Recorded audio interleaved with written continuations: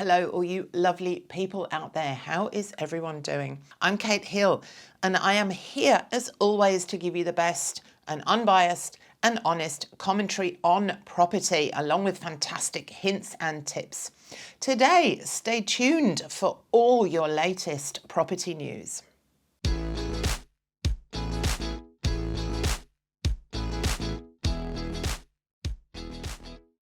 Today, I am seriously delighted to report that the Queensland government has been forced to scrap its contentious land tax policy. Woo!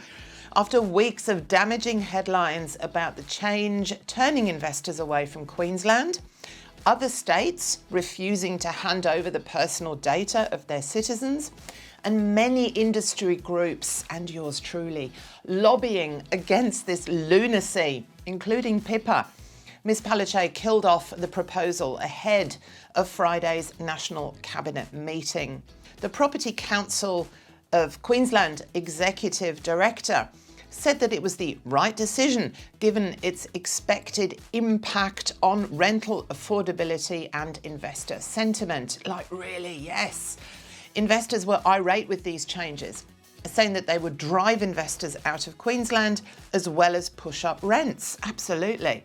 Tax experts said that the aggregation of interstate property rules was not closing a tax loophole and looked more like a tax grab. It was done with zero consultation of any housing or industry experts and showed a complete lack of understanding of very basic economics. The Palaszczuk government will now have to pass an amendment to the revenue bill in state parliament to scrap the land tax change. Builders may be struggling with staff and material shortages, but a new report shows that there are a record 868 cranes operating across Australia's skyline. The latest RLB crane index shows the tower cranes used in high-rise apartment projects increased to 535 and cranes on commercial projects rose to 333. Sydney has the largest number of cranes in operation with 380 working across the region, while Melbourne has 206 and Brisbane 82. RLB says that it shows continuing resilience of the industry and that the numbers are also high as a result of delays in construction from weather events, shortages of materials and a lack of skilled labour. Now that can result in major cost issues for builders and developers. If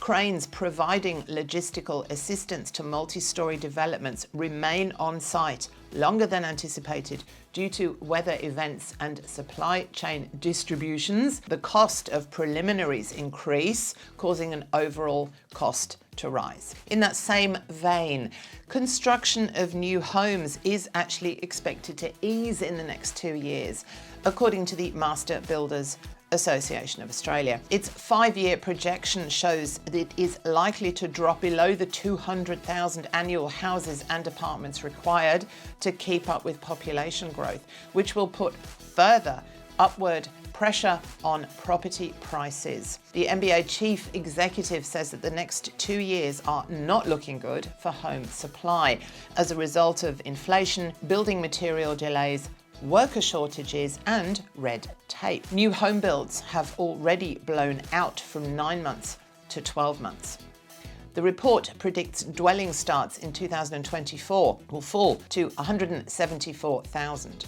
They say that we know that to meet the housing needs of Australians, even with a slight downturn in migration, we are going to need to build around 200,000 homes per year to maintain demand. The concern at the moment is that the focus in discussions with governments is around how they stimulate house building to meet those population needs. And those migrants are going to be starting to come back in some serious numbers soon. As interest rates rise, the number of homeowners refinancing their mortgages continues to surge. Australian Bureau of Statistics figures showed that $17.9 billion worth of loans were switched to a different lender in July. That's quite the shake-up, following a record $18 billion in June. A survey by the digital property exchange organisation PEXA shows that many owners are taking advantage of the tactic of banks to offer better interest rate deals only to new customers. Its survey of 519 homeowners who recently refinanced or who intend to in the next 2 years shows their main motivation is to save money. Like, really? More than 1 million Australians refinanced last year, which on average resulted in a 0.4 percentage point reduction in their mortgage interest rate, which equates to a saving of about $1,500 a year on a $610,000 loan. The savings for owners switching to a new lender was 0.5 percentage points, while those refinancing with their existing lender only achieved rates about 0.1 percentage points lower. We will keep you posted on all things property from around Australia as our year draws to a close, would you believe? Don't forget to hit the subscribe and the like button down there if you are enjoying all the content, and I will see you all soon. Bye.